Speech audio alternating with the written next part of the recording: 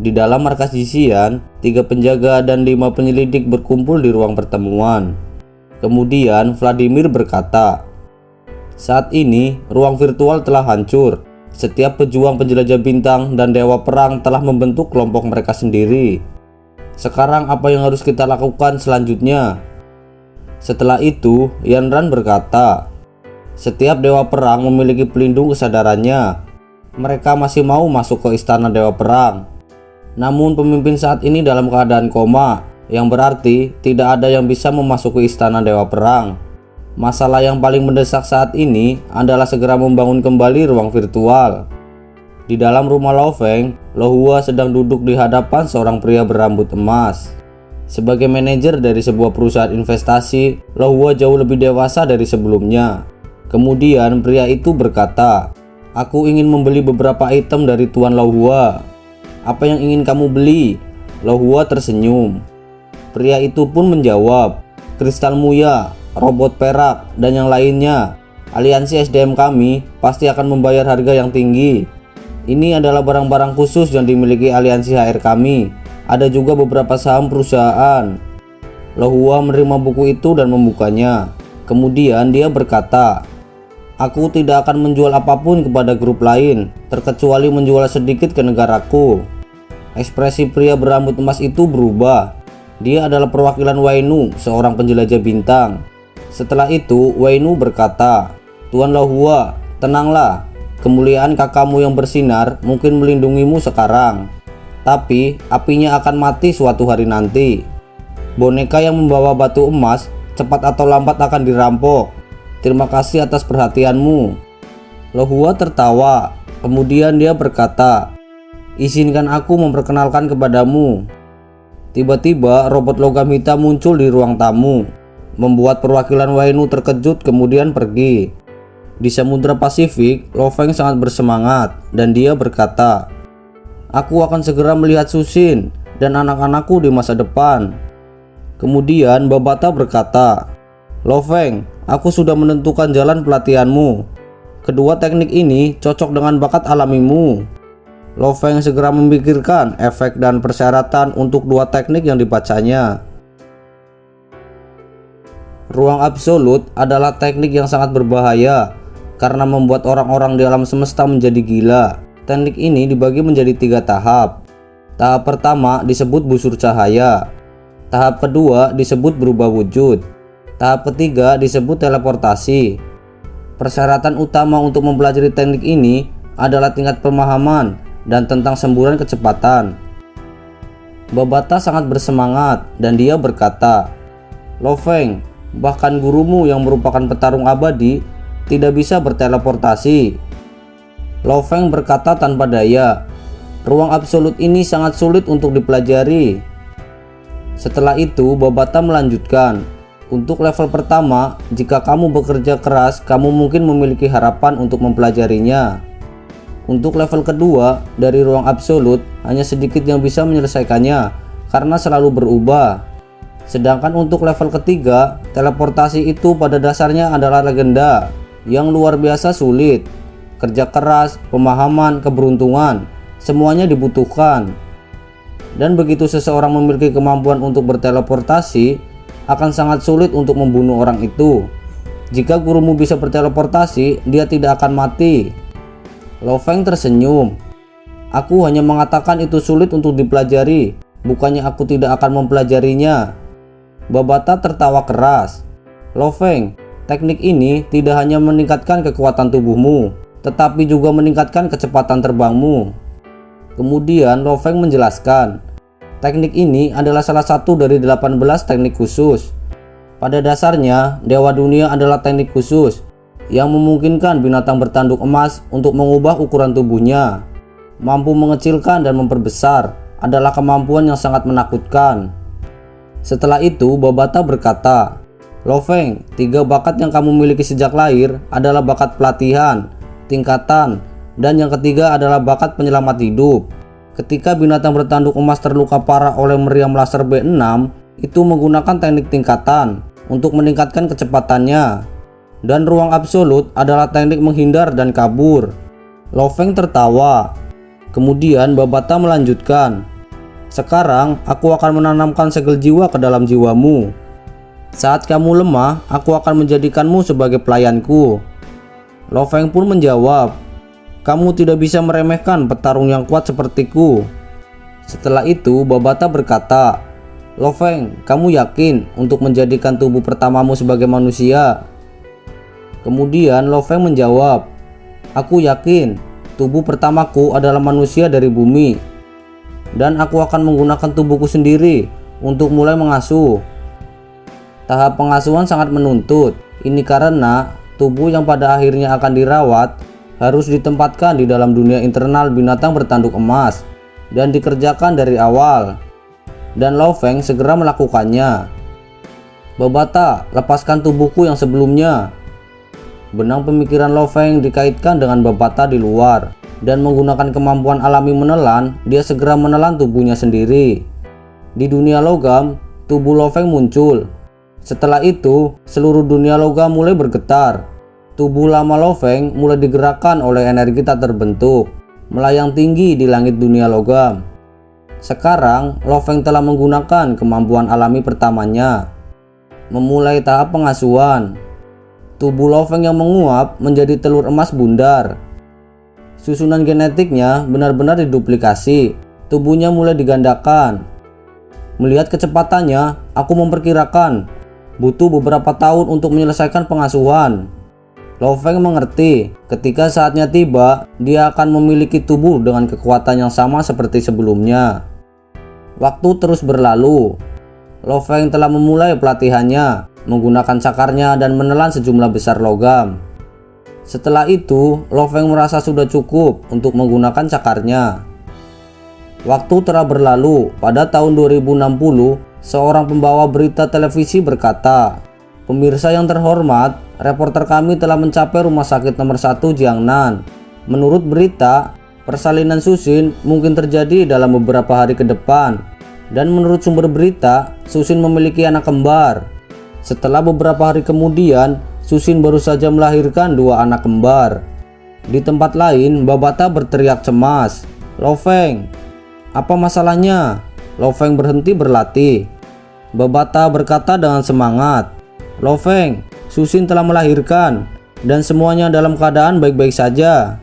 Setelah mendengar berita ini, Lo Feng sangat bersemangat. Lalu dia berkata, "Secepatnya 8 bulan lagi pemeliharaan tubuhku akan selesai.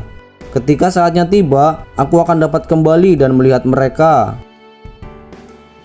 Di dalam bangsal rumah sakit, Susin mencium kedua bayi di dadanya, dan dia berkata, "Ping Ping dan Little Hai, jadilah anak yang baik." Lau Hong dan Gong Xinglan tertawa saat menerima kedua bayi itu. "Susin, kita akan mengajak Ping Ping dan Little Hai berjalan-jalan sebentar." Gong Xinglan tertawa. "Baiklah ibu," Susin mengangguk. Setelah itu, Susin berjalan menuju balkon bangsal. Kemudian duduk dan dia mengeluarkan pena dari laci.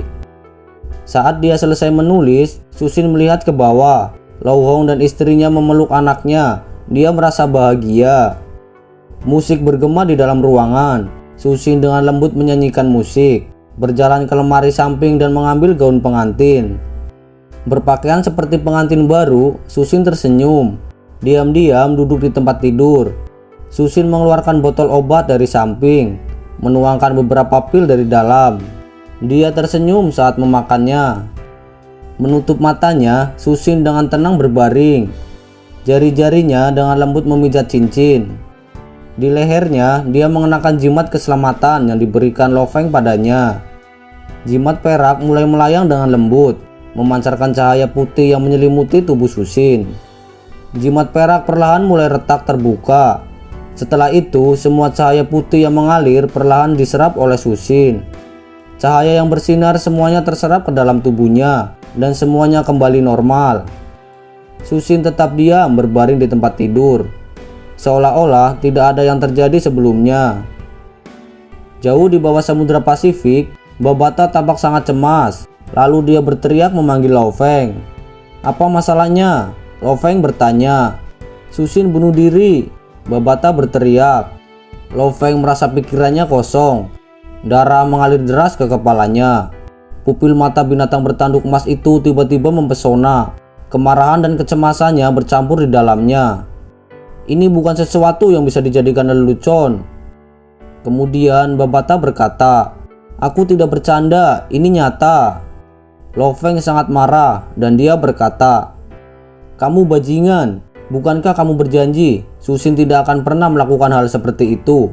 Tetapi sekarang telah terjadi." Setelah melihat amukan Lo Feng, Babata berkata, "Jangan khawatir, aku belum selesai. Dia tidak mati sama sekali." Lo Feng terkejut, dia semakin marah. Apa yang sedang terjadi? Kemudian Babata menjelaskan, Susin memang bunuh diri, menghancurkan tubuhnya dan jiwanya juga hampir menguap. Namun, jimat pasangan yang kuberikan padamu sebelumnya benar-benar menyelamatkannya. Aku tidak tahu apa yang sebenarnya dia lakukan. Nama asli jimat itu adalah cinta abadi. Cinta abadi? Lo Feng telah memperoleh sedikit kenangan yang diwariskan, tetapi dia tidak tahu apa itu cinta abadi. Kamu tidak tahu apa itu cinta abadi, tapi setidaknya kamu tahu tentang tubuh abadi, kata Babata. Iya, kata Lo Feng. Setelah itu, Babata menjelaskan, ini adalah evolusi tubuh. Jiwa manusia dapat hidup sangat lama. Biasanya, mereka dapat hidup selama 1000 era. Di alam semesta yang luas, ada beberapa ras khusus yang secara alami lahir dan tumbuh abadi.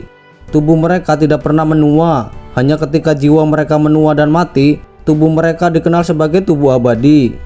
Sebagai cinta abadi, dibutuhkan satu tubuh kekal untuk membuat salah satunya menjadi tubuh abadi. Lo Feng segera mengerti. Ras yang terlahir secara alami dengan tubuh yang abadi ternyata sangat menyedihkan di alam semesta. Babata pun berkata, benda-benda ini hanya bisa diperoleh dari benda yang lahir dengan tubuh abadi. Seseorang seperti Susin memperoleh tubuhnya dari perubahan.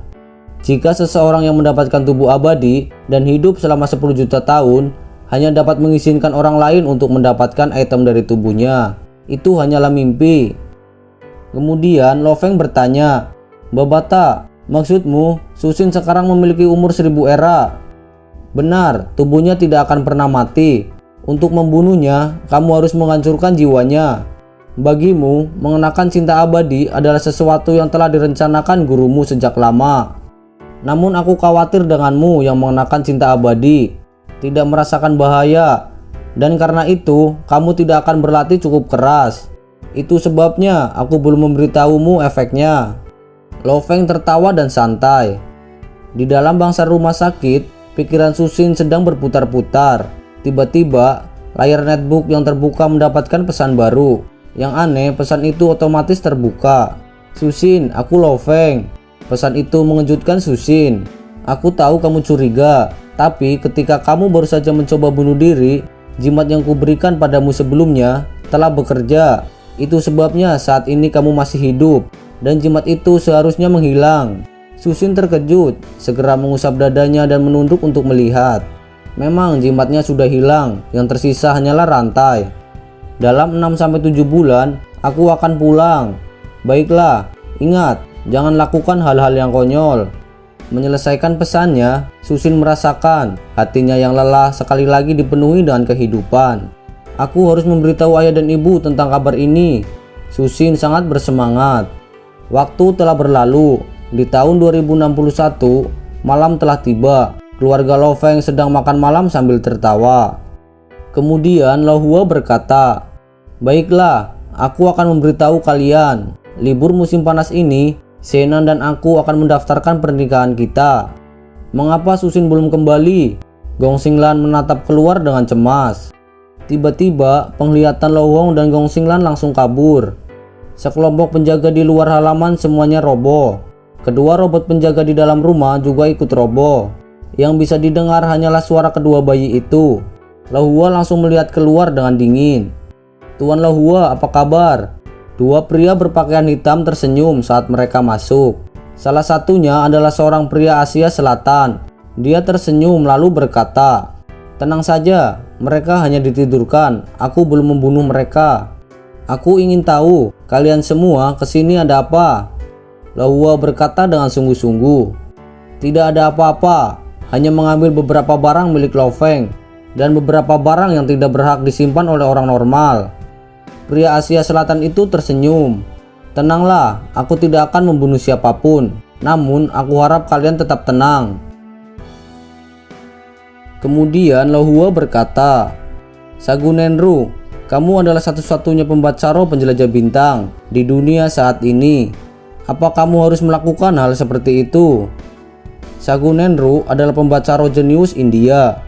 Sejak Lo Feng dan Jin Zite jatuh, Nenru yang baru saja menerobos adalah satu-satunya pembaca roh tingkat penjelajah bintang yang tersisa. Sagunenru sangat terkejut dan dia berkata, 18 kristal muya dan cukup banyak roh alam. Hasil tangkapan Lo Feng benar-benar besar. Ekspresi Lo Hua berubah pucat. Dia mengerti musuh menggunakan energi rohnya untuk mencari. Bagaimana kamu mengontrol robot logam itu? Sagunenru memandang Lo Hua. Lo Hua pun menjawab, tidak ada yang bisa mengendalikan mereka. Saudaraku meninggalkan perintah untuk melindungi keluarga kita. Mereka hanya mengikuti perintahnya saja. Sagunenru mengangguk. Dia mengerti. Tiba-tiba pintu bawah tanah otomatis terbuka. Tas kerja melayang. Dia mengulurkan tangannya untuk meraihnya. Sagunenru tersenyum. Lalu dia berkata, terima kasih. Aku akan memberikan beberapa nasihat. Hanya dengan kekuatan yang besar kamu dapat memiliki harta yang begitu besar. Wainu, ayo pergi. Sagunenru berbalik dan pergi. Wakil Wainu mengikuti di belakangnya. Lo Hua memperhatikan mereka saat pergi. Untungnya, dia telah membagi 60 kristal muya menjadi beberapa bagian dan menyimpannya di lokasi yang berbeda. Ketika peristiwa itu terjadi, semua percakapan didengar oleh robot logam dan dikirimkan ke Bebata. Tentu saja, Lo Feng juga mengetahuinya. Monster bertanduk emas yang panjangnya lebih dari 300 meter jauh di dalam lautan yang ganas dan dia berkata, Babata, kamu mengatakan mereka sekarang bekerja dengan ketua kelima Sagunenru. Kura-kura pengecut itu, aku selalu membencinya. Pengasuhan pertama berhasil. Di tahun 2060, itu adalah hari di mana Lo Feng akan keluar dari cangkangnya. Kabut keemasan menyelimuti bukit besar. Ini adalah bukit yang seluruhnya terbuat dari logam. Telur berbentuk oval sedang mengambang. Cangkang telur mulai pecah, sebuah lengan terangkat dari dalam. Akhirnya, telur itu terbelah sepenuhnya. Seorang pria yang benar-benar telanjang melayang di udara. Matanya tenang, apapun pandangannya sepertinya dipenuhi dengan rasa takut.